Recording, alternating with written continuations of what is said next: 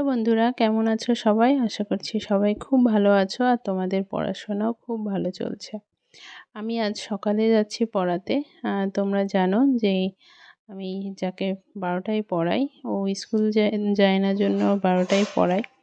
তো আজকে ওর স্কুলে একটু যেতে হবে, তো সেজন্য সকালে যাচ্ছি পড়াতে। পড়িয়ে এসে এই বসেছি পড়তে।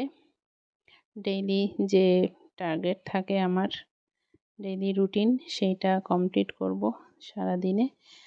তো আজকে তোমাদের সাথে আর বেশি কিছু আমার পড়ার ভিডিও তেমন শেয়ার করব না। আজকে একটা ইম্পর্টেন্ট টপিক শেয়ার করব, সেটা হচ্ছে স্ট্র্যাটেজিকের ইম্পর্টেন্ট টপিক।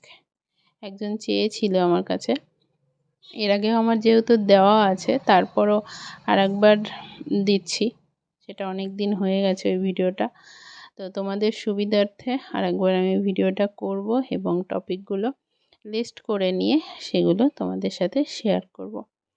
তো চলো একটু পড়ে নিই, পড়ে নিয়ে তারপরে ওই লিস্টটা বানিয়ে নিয়ে তোমাদের সাথে শেয়ার করছি। আর যে টপিকগুলো দিয়েছি এই টপিকগুলো খুবই ইম্পর্টেন্ট। ডাব্লিউবিপি বলো, পিএসসি বলো, সব কিছুর জন্য, এবং এসএসসিতেও কভার করে যাবে। তো মোটামুটি ওই টপিকগুলো 1 মাসের মধ্যে কভার হয়ে যাবে যদি তোমরা সিরিয়াসলি পড়ো। তো চলো দেখে নাও টপিকগুলো। Important topic of static GK. ফার্স্টে আছে জাতীয় উদ্যান, নদী তীরবর্তী শহর, বৈজ্ঞানিক নাম, আবিষ্কার ও আবিষ্কারক, দেশ ও রাজধানী, রাজ্য ও রাজধানী, মুদ্রা, গুরুত্বপূর্ণ দিবসসমূহ, বই এবং লেখক, খেলাধুলা, নদী প্রকল্প এবং বাঁধ,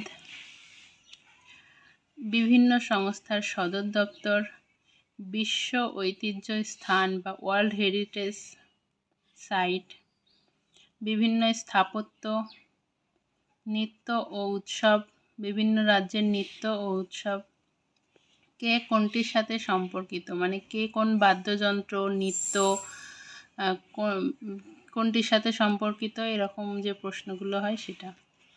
জলপ্রপাত ও নদী, বিভিন্ন দেশের সংসদ,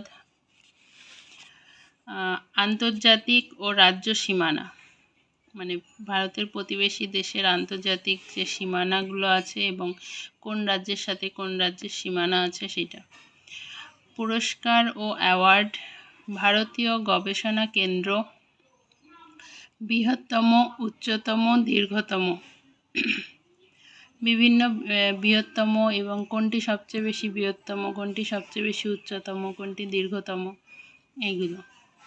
প্রথম মহিলা ও পুরুষ, বিশ্বের এবং ভারতের।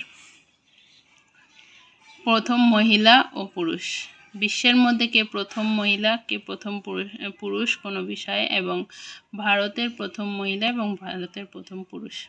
ভারতের জিআই ট্যাগ প্রাপ্ত যে ইয়েগুলো আছে, জিআই ট্যাগ পেয়েছে যেগুলো, সেগুলো। এবার বিভিন্ন লেখকের ছদ্মনাম, বিভিন্ন বিষয় সম্পর্কিত বিদ্যা, যেমন বিভিন্ন পশু পাখির বিষয়, যেমন মৌমাছি চাষ, তারপরে ছত্রাক, এই বিষয়গুলোর যে বিদ্যা, ফল সম্পর্কিত বিদ্যা, এগুলোকে কি বলে সেইটা।